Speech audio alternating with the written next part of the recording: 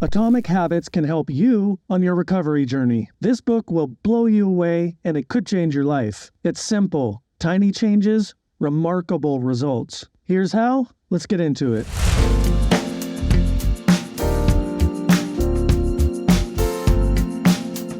My name's David. I'm co-host of the Sober Bros video podcast. My brother Daniel isn't joining me today, so this is a solo episode. I am stoked to share this book review with you because I just got done reading it, and there's a lot of really great insights and takeaways from this book, and I'm going to share some highlights with you now. The book is called Atomic Habits, and it's written by James Clear. So first off, I want to give you the definition of atomic and habits. Atomic is an extremely small amount of a thing, the single irreducible unit of a larger system. Or it's the source of immense energy and power. And a habit is a routine or practice performed regularly, an automatic response to a specific situation. So now that you understand the definition, let's just go ahead and get into the first chapter. It starts with a quote from the author. He says, "The strategies I cover will be relevant to anyone looking for a step-by-step system for improvement, whether your goals center on health, money, productivity, relationships, or all of the above." So this is a step-by-step plan for building better habits, not for days or weeks, but for a lifetime. Habits are a double-edged sword. They can work for you or against you, which is why understanding the details are essential. So I'm going to give you some of the details about how we can create systems for ourselves that work over a lifetime instead of just making a small change and then going back to fall into your vices again and again and again, which I think we can all relate to that. So moving on to some of the key highlights from chapter 1. It's a little bit about how habits shape our identities. The most effective way to change your habits is to focus not on what you want to achieve, but on who you wish to become. Identity. It's not what we want to change, but who we want to be inside and manifest that out into the reality of our day-to-day lives. The real reason habits matter is not because they can get you better results, but because they can change your beliefs about yourself. That's really at the core of self-improvement and personal development, isn't it? Is changing the belief about our self-worth. We are good enough. We do deserve better. We can make positive change happen in our lives. So that's at the foundation there. Moving on, there's another section called How to Build Better Habits in 4 Simple Steps. Habits do not restrict freedom. They create it. In fact, the people who don't have their habits handled are often the ones with the least amount of freedom. I can relate to that. Without good financial habits, you will always be struggling for the next dollar. Hello. Without good health habits, you will always seem to be short on energy. Conversely, when you have your habits dialed in and the basics of life are handled and done, your mind is free to focus on new challenges and master the next set of problems. Moving on to another section, he says, "There are no good habits or bad habits. There are only effective habits. That is, effective at solving problems. All habits serve you in some way, even the bad ones, which is why you repeat them." Can you relate to that? The first step to changing bad habits is to be on the lookout for them. If you feel like you need extra help, then you can try pointing and calling in your own life. This is a good one. It might feel a little awkward to do at first, but going on, he says, "Say out loud the action that you are thinking or taking and what the outcome will be. If you want to cut back on your junk food habit, but notice yourself grabbing another cookie, say out loud, 'I'm about to eat this cookie, but I don't need it. Eating it will cause me to gain weight and hurt my health.'" Hearing your bad habits spoken aloud makes the consequences seem more real. It adds weight to the action rather than letting yourself mindlessly slip into an old routine. So, moving on to another section, it's called The Best Way to Start a New Habit. People who make a specific plan for when and where they will perform a new habit are more likely to follow through. Many people think they lack motivation when what they really lack is clarity. Being specific about what you want and how you will achieve it helps you say no to the things that derail progress, distract your attention, and pull you off course. We often say yes to little requests because we are not clear enough about what we need to be doing instead. So the best way to start a new habit is to give yourself a moment of time and space and quiet and get clear in your heart and mind about what it is you want and, start building from there. I'm really loving that one, just this clarity of thought in speech. Maybe even write it out and communicate it with your family or friends or loved ones, what your needs are and what direction you want to move in so they can help you with that.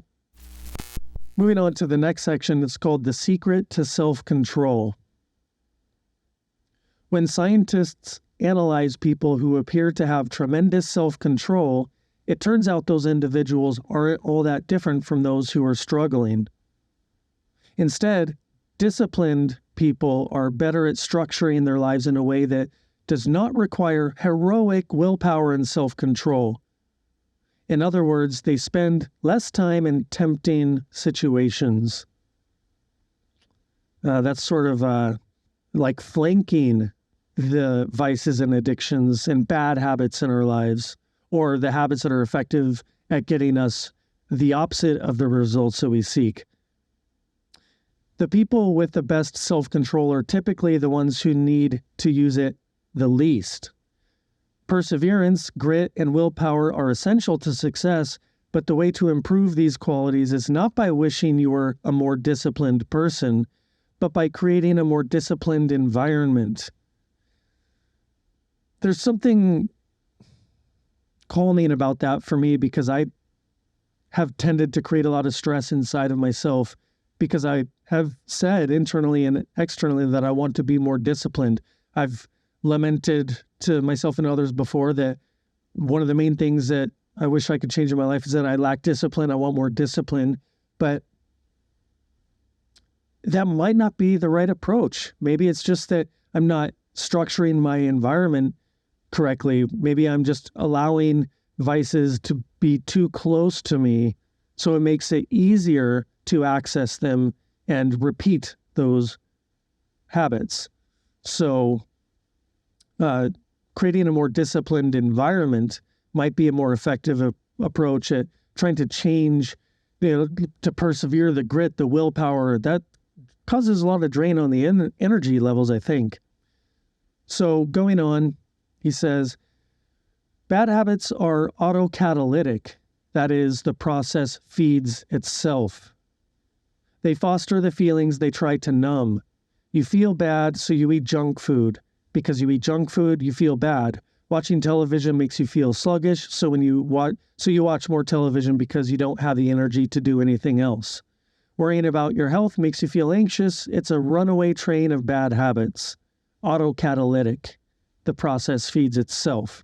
And that means that simply resisting temptation is an ineffective strategy.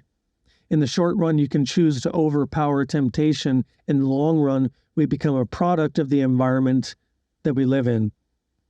To put it bluntly, I've never seen someone consistently stick to positive habits in a negative environment. On the other hand, a more reliable approach is to cut bad habits off at the source. One of the most practical ways to eliminate a bad habit is to reduce exposure to the cue that causes it. If you can't seem to get any work done, leave your phone in another room. If you're continually feeling like you're not enough, stop following social media accounts that trigger jealousy and envy. If you're wasting too much time watching television, move the TV out of the bedroom. If you're spending too much money on electronics, quit reading reviews of the latest tech gear, so on and so on. That last one is a big one for me because into camera and mics and all the gear for videos and podcasts and photography, I'm really scanning, what's always the latest and greatest within a budget and what can I get and pushing the envelope there, but it can get out of hand financially. Hey, so hoping this has landed well for you so far. Some key takeaways. Be sure to take notes, or if you have any questions, drop a comment on YouTube or there's a Q&A and poll on Spotify. You can always interact with us there. So I'm going to move on to the next section now, which is called the role of family and friends in shaping your habits. We don't choose our earliest habits, we imitate them. One of the most effective things you can do to build better habits is to join a culture where your desired behavior is the normal behavior. That's a big one for me because spending a lot of time as a solo creator, I want to network and socialize more. And I want to, the sum total of the 5 people you spend most time with, I want to start engaging with other people who are sober and clear and developing good habits on their own and goal-oriented and successful and, have really developed some financial literacy. I want to be around these people. And it's just that process of before I would just maybe casually hang out with people who were smoking or drinking or not really talking about forward-thinking things, just sort of casual day-to-day stuff, but it's not really going anywhere for me. So this is a big one for me. Like my wife aside, spending a lot of time with her, I want to start seeking out other people to draw in that energy. And I think we could all benefit from those kind of intentions. Moving on, he says, nothing sustains motivation better than belonging to the tribe. It transforms a personal quest into a shared one. This is why remaining part of a group after achieving a goal is crucial to maintaining your habits, like Alcoholics Anonymous. It's friendship and community that enable a new identity and helps behaviors last over the long run. The next section is called the law of least effort. Conventional wisdom holds that motivation is the key to habit change. Maybe if you really wanted it, you'd actually do it. But the truth is, our real motivation is to be lazy and to do what is convenient. And despite what the latest productivity bestseller book will tell you, this is a smart strategy, not a dumb one. To, default to the lowest common denominator, like water, the path of least resistance. It's a very natural thing. So energy is precious and the brain is wired to conserve it whenever possible. It's a human nature to follow the law of least effort, which states that when deciding between 2 similar options, people will naturally gravitate towards the option that requires the least amount of work. So, create an environment where doing the right thing is as easy as possible. Much of the battle of building better habits comes down to finding ways to reduce the friction associated with our good habits and increase the friction associated with the bad ones. Cookies, ice cream, don't bring them home. If you bring them home, put them high on the shelf where your short wife can't reach them. Or have your wife get a safe with a lock and play. I don't know. But whether we are approaching behavior change as an individual, a parent, a coach, or a leader, we should ask ourselves the same question, which is, how can we design a world where it's easy to do what's right? Redesigning your life so the actions that matter most are also the actions that are easiest to do. It just seems so clear when he puts it out like that. The law of least effort. Make one of your bad habits unattractive and inconvenient. Increase the friction. When it comes to good habits that you want to bring into your life to help make you and the world around you a better place, reduce the friction. Make them more attractive and easier. More likely to make a little changes with remarkable results that way. Obviously, I've skipped a lot of what's in the book because I want to leave it for you to read. So I'm going to move on to the conclusion now, which is the secret to results that last. Got just a couple of highlights from the end of the book here. The holy grail of habit change is not a single 1% improvement, but 1,000 of them. It's a bunch of atomic habits stacking up, each one a fundamental unit of the overall system. Gradually, though, as you continue to layer small changes on top of one another, the scales of life start to move. Each improvement is like adding a grain of sand to the positive side of the scale, slowly tilting things in your favor.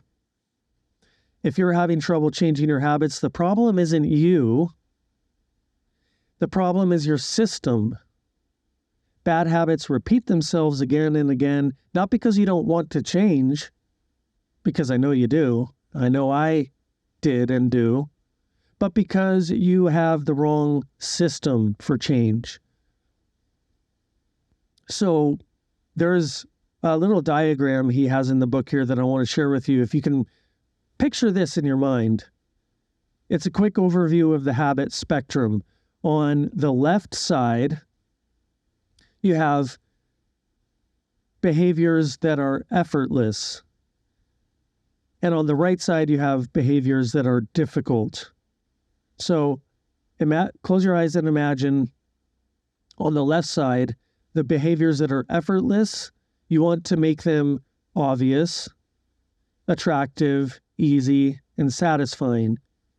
So the good habits you want to develop, make them obvious, attractive, easy, and satisfying. Now on the right side, imagine the bad habits you want to dissolve and let go that no longer serve you.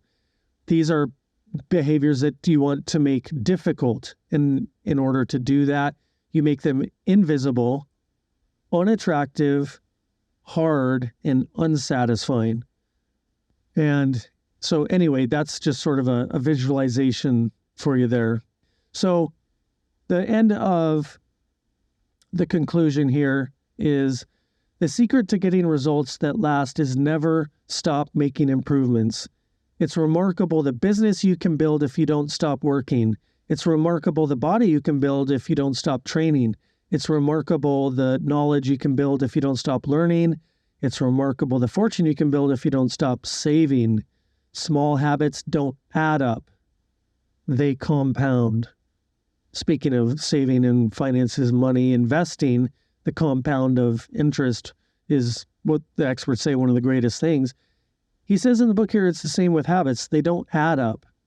They compound. Not just the one habit you implement today, not even necessarily the first dozen, but over the course of 1,000 habits, over the course of a few years, remarkable changes. It's happened to so many people.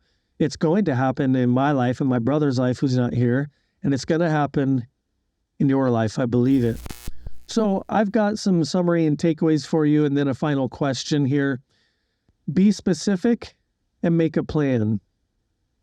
So try habit tracking, because in the book he mentions habit tracking, and you can do that on paper, on a marker board on your refrigerator, or in an app. There's lots of habit tracking apps now that are great. And it's kind of like this other book that I read years ago that made a big impact in my life. It's called GTD, stands for Getting Things Done, written by David Allen. It's all about the art of stress-free productivity. And that is having to do with making a to-do list, not habit tracking, but a to-do list, and integrating that with your calendar. So you can start to integrate the habits you want to build into your to-do list. Set reminders too is an amazing thing on these smart devices here. And it also works with your computer as well to sync. And so your to-do list and calendar can act as a GTD assistant for you for building better habits. Another point I want you to take away is to find an accountability partner if that works for you. Because remember from some of the highlights, he was talking about in the context of relationship with other people, it's the sum total of the 5 people you spend most time with. So, what's the quality of your relationships? Are you communicating your goals, desires, and habits with the people around you? And if they're not going to support you actively, they really don't deserve a seat at your table. They haven't earned a place in your life. So find an accountability partner, someone you can confide in, trust, and will support you in mutually beneficial ways. Another takeaway for you is to curate your companions, sort of like my last point there. Curate your companions, which is intentionally selecting the people closest to you. So find an accountability partner, curate your companions in person and online too. The people you're following, the people that follow you, and the things are scrolling in your feed. You can curate all that. You can hide things. You can block people. And, that's going to go a long way to like wind in the sail at your back towards success. Another point is to join a culture where the desired behavior is the norm, helps to sustain habits. So join a group, Alcoholics Anonymous or whatever, a mastermind group, whether they're Facebook groups or in your local community, possibly joining a group where this behavior is the norm, can help sustain habits. And that's something I do want to do. I live in Sedona right now, and I'm just like, it's a small community here, and I haven't really tapped into who's around, but I'm starting to put the feelers out there. I can think of a few people off the top of my head, or people that seem to be successful and have overcome negativity and poverty and all that, from a lower vibration to a higher vibration. And I want to be around people like that. So I want to invite you to start considering that now, if you haven't already. And if you have, please always feel free to share your tips with me or us both online. So in order to do that, you can join the Sober Squad. We got the website, soberbros.com, and all links in description. There's lots of ways to get a hold of us. But before you go, there's a question that came in from someone on YouTube, a subscriber on YouTube. I asked about, are there habits in your life that are maybe bad and you want to change? This one person said, in the context of how do you stop checking your phone constantly? That's a big one in this day and age for most people, is that habitual compulsion to pull out our smartphones and just scroll social media, or not even just scrolling social media. It's just a habit. If your phone might light up if it's on the counter, or might vibrate or make a sound, and you look over at it, it's a distraction, and it's sort of pulling you into a vibrational space. And more often than not, that's not such a good thing. So he wants me to talk about checking the phone constantly, things to do to avoid that. Well, for me personally, on my phone, I turn off notifications. Mostly, text comes through, maybe some phone calls, but I have spam blockers and, badges on the app icons. I have that off. Notifications, all non-essential notifications should be turned off.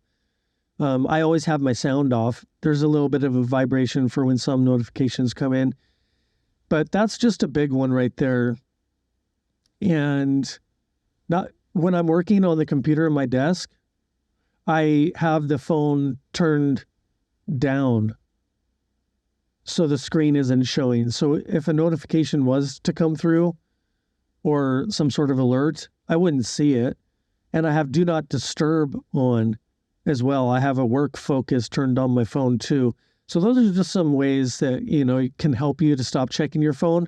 When you go to bed, turn it off, turn on airplane mode. Don't put it in the same room. I think maybe you or a lot of people have a habit of interacting with your phone while you're in bed. And that's a habit that I used to have, but I haven't done in a long time. I think it's a big one. I know a lot of people who their habit is when they wake up, they just look at their phone. I don't really criticize them for it, but you got to wonder, is that a good habit or a bad habit? Is that habit effective at taking you down what road? To have it next to you in bed, to check it when you wake up first thing. So yeah, that's what I got to say. The main thing is just turn off notifications, because I know a lot of people have them on, because I go out and I hear it all the time. People's ringtones, it's buzzing, it's always going off, constantly pulling your attention to it. And where your attention goes, your energy flows. And if you haven't curated your feed online or all the non-essential apps on your phone, you're going to get sucked into a rabbit hole that's nothing but distraction, and that's just going to compound over time. Speaking of distractions on phones and checking it all the time, over the last week, I have been checking my phone and pulling it out for more often than usual for a very specific reason, a very specific app, and that is the new Threads app that was released by Instagram. We have a profile there. I've been very active on it for us, engaging with a lot of accounts there. It's been amazing. I want to invite you to follow us over there. If you have an Instagram account, all you got to do is, it's really easy to do, go to your Instagram, open it up, and Threads is being heavily promoted on there. So you can find us, Sober Bros Podcast, on Threads. If you go to our profile on Instagram, it'll take you right over there. I want to invite you to follow us there. It's really cool. And to be honest with you, I've been spending a lot more time on Threads than I have on Instagram for a variety of reasons, which I'm not going to get into now. But I just want to let you know that we're very active on Threads. Honestly, all day, every day at this point. We'll see how that goes, but I'm really enjoying it. I'm really enjoying connecting with people. It's a lot of fun, and I think you'll enjoy it. So follow us on Threads. Thanks for tuning into this episode. I hope that Atomic Habits can help you in your life to improve your life, to design your reality in a better way. It's been a very insightful read for me, and I'm happy to share it with you. There's going to be some key takeaways in the show notes on my website, thesoberbros.com. In the next episode, Daniel will be joining me, and we have a guest we're going to bring in remotely. She has got a lot of wisdom to share about overcoming addictions in her life and counseling other people too. So join the Sober Squad. Thanks for tuning in. Stay sober, stay free.